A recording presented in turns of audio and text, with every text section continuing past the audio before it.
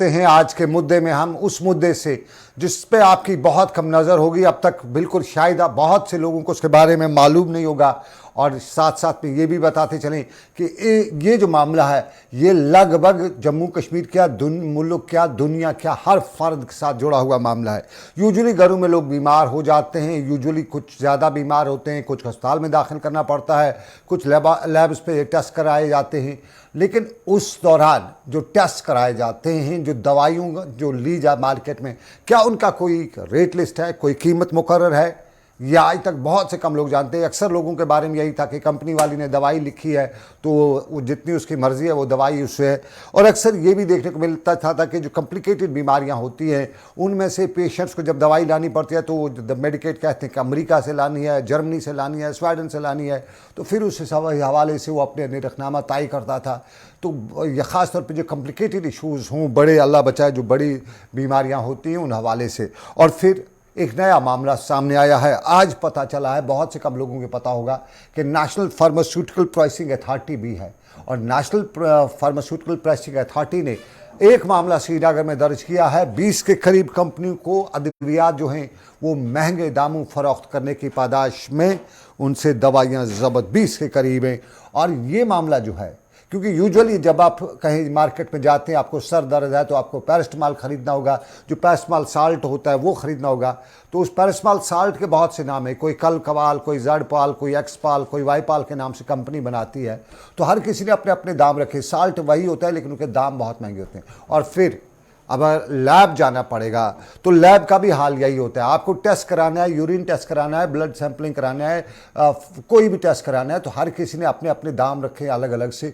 फिर अगर आपको कहीं अल्ट्रासाउंड कराने पड़े, एक्सरे कराने पड़े, ईसीजी कराना पड़े, तो उसके भी हर किसी के अलग अलग दाम।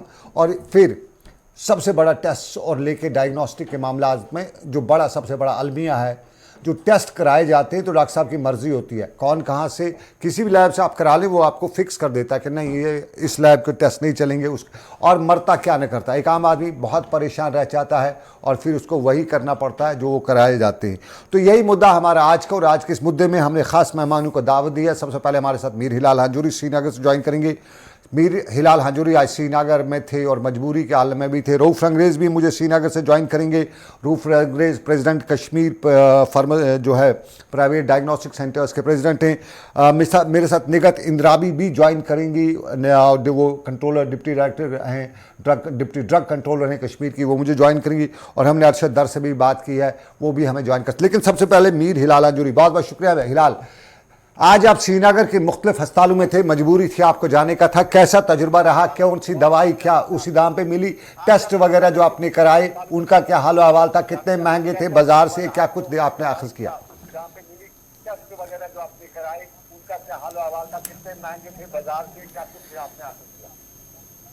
बिल्कुल सनम जी, ये दो तीन चीज़ें जिनका आपने जिक्र किया, चाहे डायग्नोस्टिक सेंटर्स हो, चाहे वो लैब टेस्ट हो या अद्वियात हो,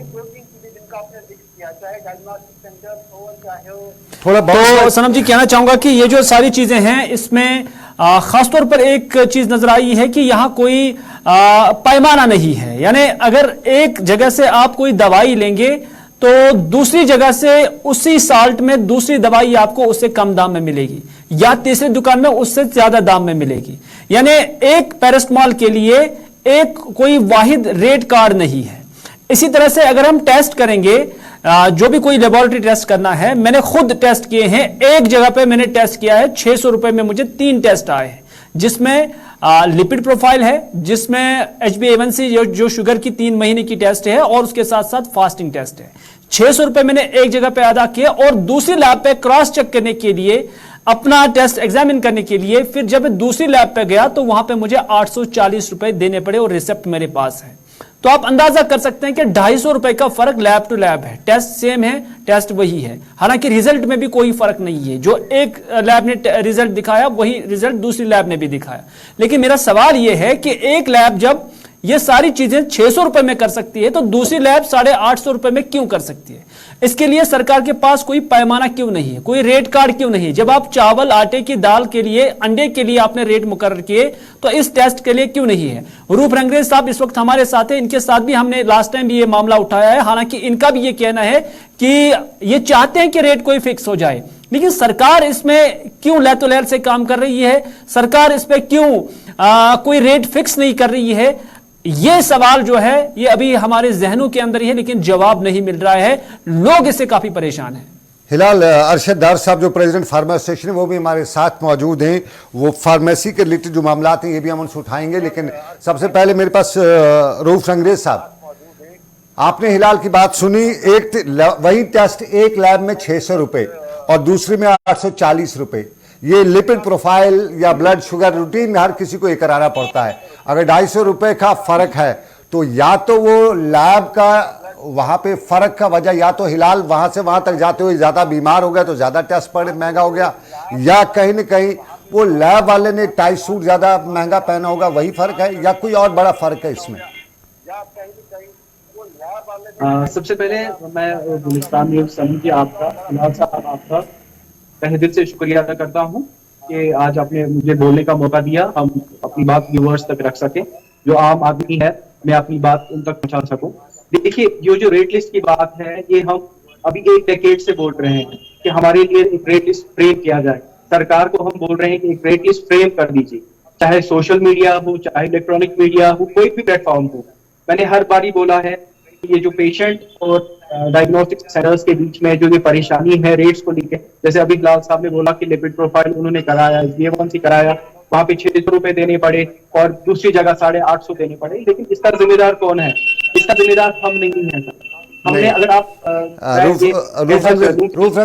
रूफ साहब 2 साल पहले सरकार ने रेट लिस्ट बनाया था, 2 से 2.5 साल मुझे याद है। नहीं, 2-3 साल पहले लास्ट नहीं सर, जो मेरे पास ये जो रेट लिस्ट है हेल्थ एंड मेडिकल एजुकेशन की तरफ से आया हुआ, वो 2012 में आया हुआ है, शाया हुआ है। तब से लेके आज तक कोई रेट लिस्ट नहीं है। हाँ, हमारी एसोसिएशन की तरफ से time to time rate list आ चुके हैं, जो कि हमने उस रेट लिस्ट से कम ही रखे थे। अगर आप मेट्रोपॉलिटन सिटीज की बात करें, वहां पे आप प्राइसेस देखें, उससे हमने 50% कम, 50% या 60% कम हमने प्राइसेस रखे हैं। इसके बावजूद अगर अवाम को, या हिलाल साहब अभी कह रहे हैं कि एक जगह मुझे एक प्राइस मिला, दूसरी जगह दूसरा, तो उसके लिए मैंने मनोज त्रिवेदी जी साहब जो भी हमारे प्रिंसिपल सेक्रेटरी हैं, उनको भी बोला है बार बार through electronic media, through social media, की एक रेट लिस्ट फ्रेम किया जाए, जिससे ये अवाम और हमारे डायग्नोस्टिक सेंटर वाले भी बहुत परेशान हैं इस चीज को लेकर। रेट लिस्ट फ्रेम हो तो ये स्ट्रीमलाइन हो जाता सारा कुछ। रेट लिस्ट फ्रेम नहीं है सरकारी तौर पे, लेकिन कुछ ना कुछ देखिए, अगर सरकार कहीं पे नहीं कर पाती है तो आपके एक यूनियन का एक तरीका होता है, यूनियन जो होती है वो भी इस चीज के लिए काम करती है। क्या यूनियन की भी जिम्मेदारी? यूनियन की तरफ से हमारे हर डायग्नोस्टिक सेंटर पे रेट लिस्ट है, बाकायदा मौजूद है, क्योंकि रेट लिस्ट के बगैर कहीं पे कोई रजिस्ट्रेशन भी नहीं होती है। हमारा जो ये रेट लिस्ट है ये हर किसी जगह पे मौजूद है। हाँ, अगर कहीं इस रेट लिस्ट के अलावा मतलब इससे कोई हाई मतलब आपसे मांगा जा रहा है, उसके जिम्मेदार मैं हूँ। देखिए, अगर आपको बताता चलूं कि यूरिन एग्जाम में 50 रुपए का चार्ज है, मुझे आप बताइए कहाँ पे 60 रुपए ले रहे हैं? HbA1c के चार्जेस 400 रुपीज है, लिपिड प्रोफाइल के चार्जेस 400 रुपीज है तय किए हुए इन दोनों चीजों के। अगर हाँ कभी कोई अगर हिलाल साहब कहीं पे गए हैं, उनको 800 रुपए की जगह किसी ने 600 रुपए लिए हैं, वो वहां पे उनको कंसेशन मिला है।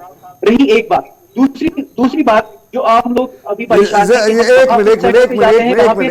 एक मिनट रूफ साहब, कंसेशन अगर 250 रुपए मिलेगा तो ये तो फिर तो बहुत बड़ी बात है। अगर कम से कम 250 होके भी उसने कुछ प्रॉफिट 100 रुपए तो रखा होगा, दैट मीन्स 800 के रुपए में 300-350 रुपए प्रॉफिट, तो इससे फिर ये तो अलमिया है कौम के साथ।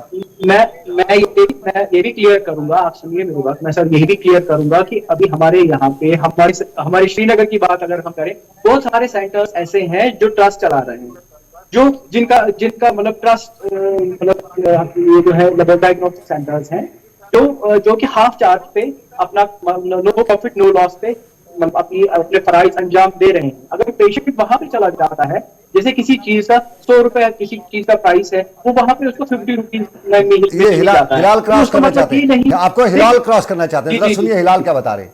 जी जी जी जी जी हिलाल साहब, जी हिलाल साहब।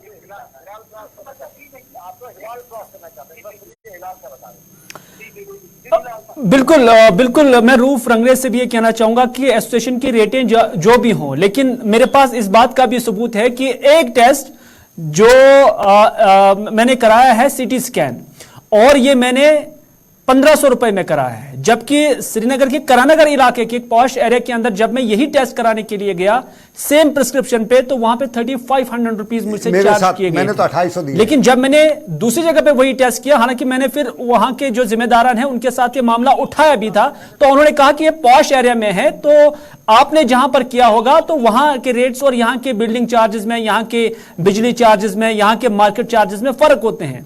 लेकिन उसका मतलब ये नहीं है कि जहां पे मैंने कराया 1500 में, वहां तो पेशेंट रश भी वो नहीं होता है जो करानगर के अंदर होता। तो ये कहकर मैंने उसको जवाब दे दिया। कहने का मतलब ये है कि इनकी भी कोई खता नहीं है, इसमें खता सरकार की है। हर कोई चीज मापदंड के साथ उसकी रेट फिक्स है, लेकिन सिर्फ हेल्थ सेक्टर के अंदर बहुत सारी चीजें हैं, जितनी भी चीजें हैं वो अनरेगुलाइज्ड है। वो कैसे?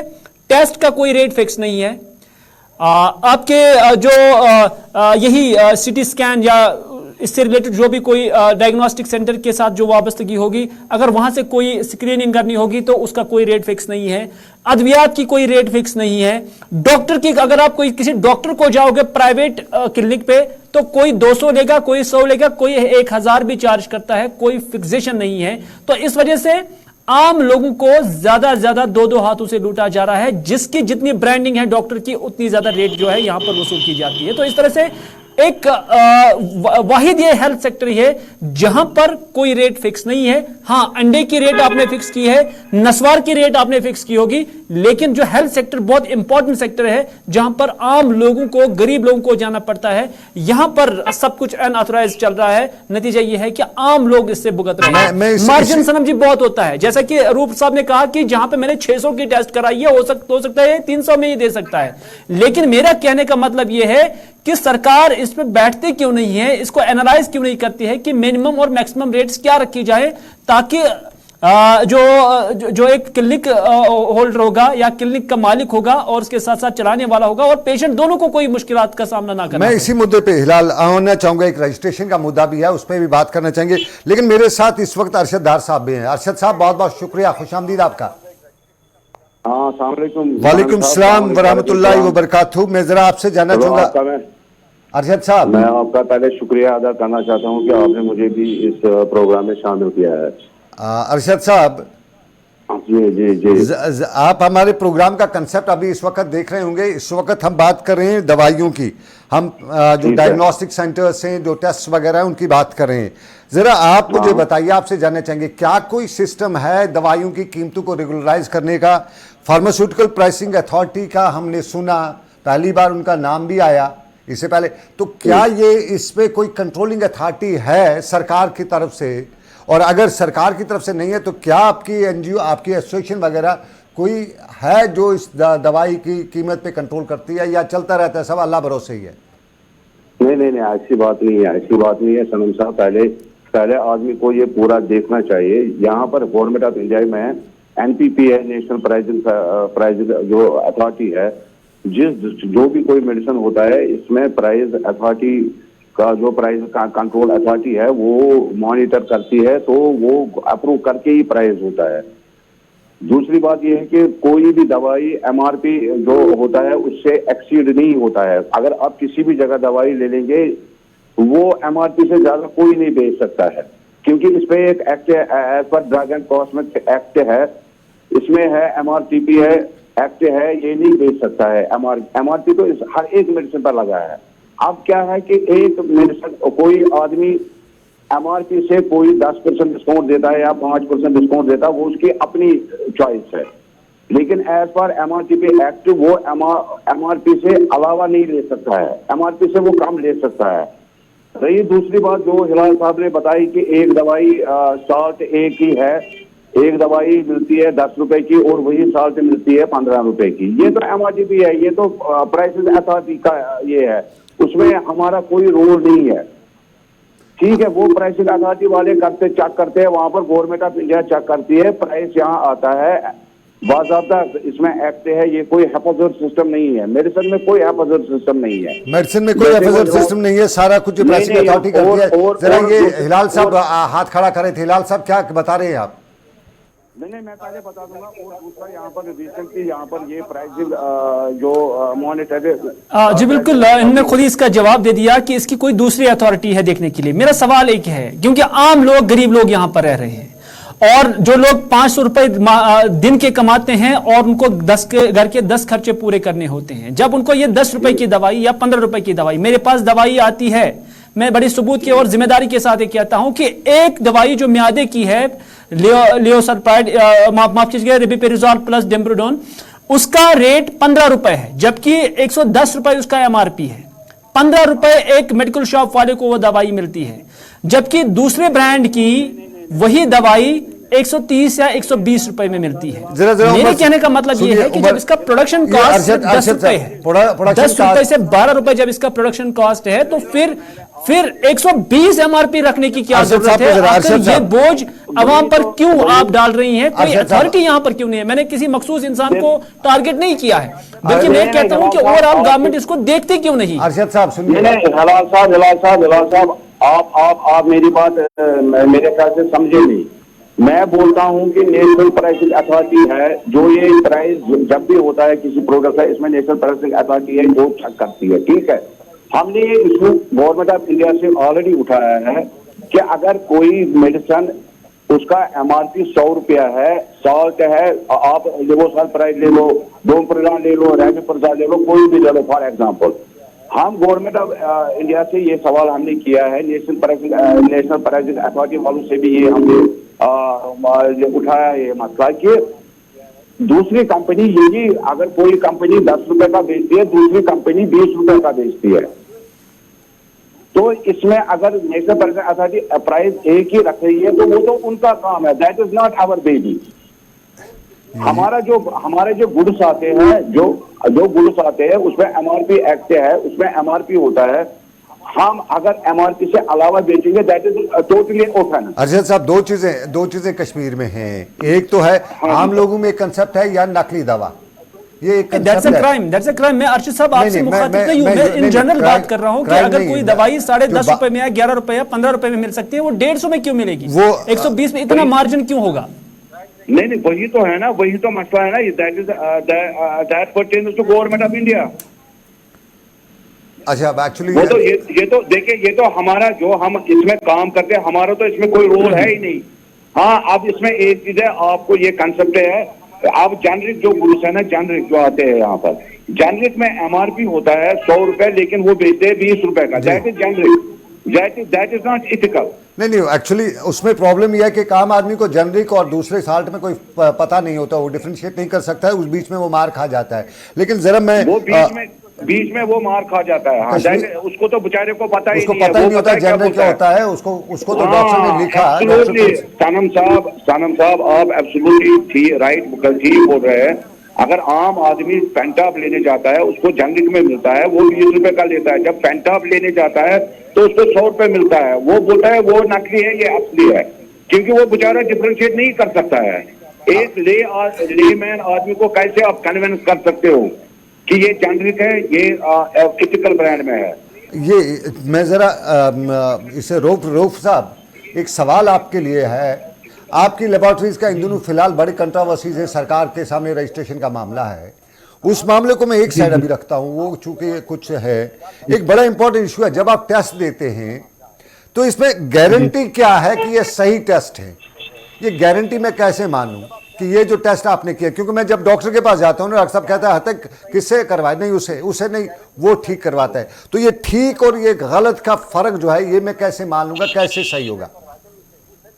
देखिए डॉक्टर साहब, देखिए सनम सर के डॉक्टर जो ये आपसे कह रहा है कि ये सही रिपोर्ट नहीं है, पहले हमें ये देखना है कि हम टेस्ट कहाँ से करवा रहे हैं। जो रजिस्टर्ड लेबोरेटरी है सरकार की तरफ से, जो रजिस्टर्ड लेबोरेटरी है, हम ये माने कि हर रजिस्टर्ड लेबोरेटरी का टेस्ट सही है। हाँ, क्यों नहीं, उसमें क्या है? कहीं आपको कोई गलत रिपोर्ट मिल रहा है, लेकिन आप मेरे लेकिन सामने लाइए, लेकिन कहीं कोई गलत लेकिन रिपोर्ट नहीं लेकिन दे रहा है। लेकिन जी, लेकिन जी, पैरामीटर जी, से जी, वहां पैथोलॉजिस्ट होना चाहिए, लेबोरेटरी का टेस्ट जो है वो जी, जी। पैथोलॉजिस्ट करेगा। तो इतने पैथोलॉजिस्ट जी, हमारे जी, जम्मू कश्मीर में है क्या, पूरे हिंदुस्तान जी, में नहीं होंगे जितनी लेबोरेटरीज हैं? तो ये कहाँ से पैथोलॉजिस्ट ला जी, जी। जाते हैं, या यूं ही वो ठप्पा लग जाता है पैथोलॉजिस्ट का? मैं आपको बताता चलूं कि एडवांस लैब में हमारे यहाँ पे मुल्क भर में पैथोलॉजिस्ट रहते हैं। पैथोलॉजिस्ट की कमी है सर। पैथोलॉजिस्ट हमारे पूरे इंडिया में 6,000 की तादाद में है। अभी हमारे जम्मू और कश्मीर में अगर आप रजिस्टर्ड पैथोलॉजिस्ट की बात करें 290 है खाली। फिर भी हमारे एडवांस लैब में श्रीनगर की बात करूंगा, अगर मैं श्रीनगर के अलग अलग डिस्ट्रिक्ट्स की बात करूंगा, ये नहीं कि हमारे श्रीनगर में ही बड़ी बड़ी लेबोरेटरीज हैं। हमारी एडवांस लेबोरेटरी डिस्ट्रिक्ट, हर किसी डिस्ट्रिक्ट में। नहीं, मैं आपकी एक लेबोरेटरी की बात नहीं कर रहा हूं, मैं एक चेन की बात नहीं कर रहा हूं। मैं कहता हूं हमारे यहाँ लेबोरेटरीज, डायग्नोस्टिक सेंटर्स बहुत से ही। जी, सरकार का जो मैंने सुना है कि पैरामीटर ये है कि एक पैथोलॉजिस्ट ही टेस्ट कर सकता है, he is the master of testing. Pathologist देखिए टेस्ट तो करना है, जो भी कंसर्न टेक्नीशियन होगा, है हाँ। वो उसको करना इन ही प्रेजेंस करना ऑफ, है। नहीं, इन प्रेजेंस ऑफ पैथोलॉजिस्ट करेगा ना। In presence of pathologist advance lab में तो हम कर ही रहे हैं ना सर। हमारी तो advanced कितने lab में फिर pathologist के जो बगैर- इतने टेस्ट होते हैं, इतने पैथोलॉजिस्ट हैं कि वो हर लैब पे प्रेजेंट रहते हैं, वही देखते हैं और उसके बाद वो नहीं सर, उसमें क्राइटेरिया क्या है? जैसे कि आपने एक लैब चुनी है, वहां पे आप टाइम टू टाइम आते हैं। जैसे एक पैथोलॉजिस्ट ने किसी लैब को, किसी पर्टिकुलर लैब को कोई टाइम दे रखा हुआ होता है, जो नॉर्म में है कि 2 घंटे आप पैथोलॉजिस्ट आना ही आना है। फिर वो देखता है कि दिन भर का काम उन्होंने क्या किया है, कहीं कोई रेस तो नहीं आया कोई रिजल्ट, तो फिर उसको वो अपने सामने रीचेक कराता है। उसकी निगरानी में सारा कुछ होता है एडवांस लैब में। जहां रही जनरल लेबोरेटरी की बात, जहां पे आपका यूरिन स्टूल, जैसे ब्लड शुगर या कोलेस्ट्रॉल, यूरिक एसिड का टेस्ट रहता है, वो जनरल लेबोरेटरी में रहता है। और उसको प्लीज जनरल टेक्नीशियन के हाथ में ही रहने दिया जाए, उसको एमबीबीएस डॉक्टर के हाथ में ना दिया जाए, जो कि अभी क्लिनिकल एस्टैब्लिशमेंट एक्ट आया है 2010 में। तो एक जनरल लैब में भी एमबीबीएस डॉक्टर नहीं, ये एमबीबीएस नहीं, आप एक चीज, ये फीस बढ़ाने के लिए आपने एमबीबीएस का चक्कर रखा हुआ है। एमबीबीएस डॉक्टर लेबोरेटरी के बारे में एबीसीडी नहीं जानता, 2 से 3 महीने वो टोटल आपने वो कैसे लेबोरेटरी का टेस्ट करेगा? जैसे आप उसकी जो 5 साल प्रैक्टिस होती है, उसकी 5 साल जो कैरियर होता है, उसमें वो 1-2 बार या 3 बार लेबोरेटरी में गया होता है, या इंटर्न के दौरान कभी 1 हफ्ते का उसका, वो तो उसको पैथोलॉजी के बारे में क्या नॉलेज होती है? पैथोलॉजिस्ट एक पर्टिकुलर सब्जेक्ट होता है।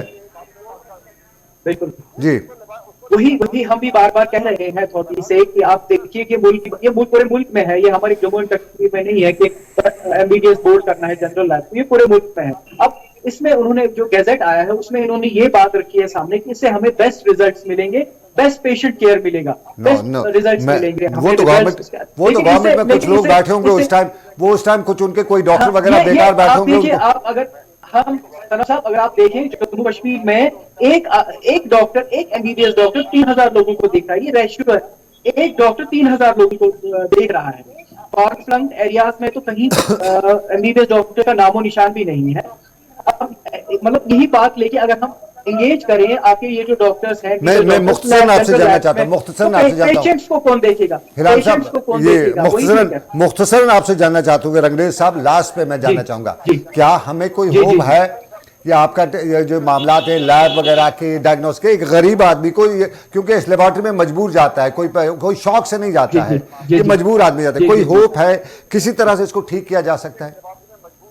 ये सब अथॉरिटी रेट फिक्स करना भी अथॉरिटीज के हाथ में, हमारे हाथ में नहीं है सर। रेट फिक्स करना हमारे हाथ, अथॉरिटीज के हाथ में है, और फिर उसको अमल करना हमारे हाथ में है। अगर रेट फिक्स होते हैं, एक बारी रेट इस फ्रेम हो रहा है और फिर कोई उससे ज्यादा प्राइजेस ले रहा है, उसकी जिम्मेदारी हम लेंगे। मैं आपकी चैनल के वसादत से, अभी हिलाल साहब भी बार बार मुझे हर बारी फोन करते हैं कि वहां पे एक रेट लिस्ट है, दूसरी जगह दूसरे रेट लिस्ट में चार्ज किया मुझे। जैसे ये भी कह रहे हैं सीटी स्कैन का एक जगह एक चार्ज है, दूसरी जगह दूसरा चार्ज है। ये बात इसीलिए है कि कहीं गवर्नमेंट की तरफ से रेट लिस्ट है ही नहीं। अगर गवर्नमेंट की तरफ से रेट लिस्ट होता जी नहीं, इस सीटी स्कैन के ये प्राइसेस हैं, तो फिर वो बन जाता है। फिर भी हमने मेट्रोपॉलिटन सिटीज की मतलब बात हम करें, जैसे उसी सीटी स्कैन का आपको मेट्रोपॉलिटन सिटी में आप पहले जाएंगे 10,000 रुपए देना पड़ेगा, जो यहाँ पे 1,500 रुपए में हो रहा है। यहाँ पे तो हमने प्राइसेस कम रखे हैं, बार बार हम कह रहे हैं कि हमने प्राइसेस कम रखे हैं, ज्यादा नहीं रखे हैं। अगर हाँ कोई कम दे रहा है, वो कंसेशन दे रहा है, वो खुद कंसेशन दे रहा है, प्राइसेस ज्यादा नहीं ले रहा है, वो कंसेशन दे रहा है। आप जी चलिए चलिए रूफ साहब, बहुत बहुत शुक्रिया, आपने हमें ज्वाइन किया। मुद्दा बड़ा था, इस मुद्दे पे हमने लंबी बात करनी थी, वक्त उसकी इजाज़त नहीं देता है। मुझे मीर हिलाल हांजूरी ने भी श्रीनगर ज्वाइन किया हुआ था, अरशद साहब ने भी मुझे ज्वाइन किया हुआ था। बहुत बहुत शुक्रिया आप तीनों का। और हमने कोशिश की थी निगत इंद्राबी से भी ज्वाइन करने की, उनसे रब्ता नहीं हो सका है। उसके लिए हम कोशिश करेंगे अगली बार उन्हें दोबारा किसी प्रोग्राम में ले आएँ, ताकि हम ये बड़ा मुद्दा जो है, क्योंकि हमने जिस तरह प्रोग्राम में भी बताया कि अस्पतालों में मजबूर जाता है, वो शौक से नहीं जाता है, और जब वहाँ पे उसकी चमड़ी उधेड़ी जाती है तो बहुत दुख होता है। तो बताएं, देख रहे थे आप मुद्दा सनम के साथ। फिलहाल आज के मुद्दे में बस इतना ही, मुझे दीजिए इजाज़त, आप रखिए अपना ख्याल, अल्लाह हाफिज़।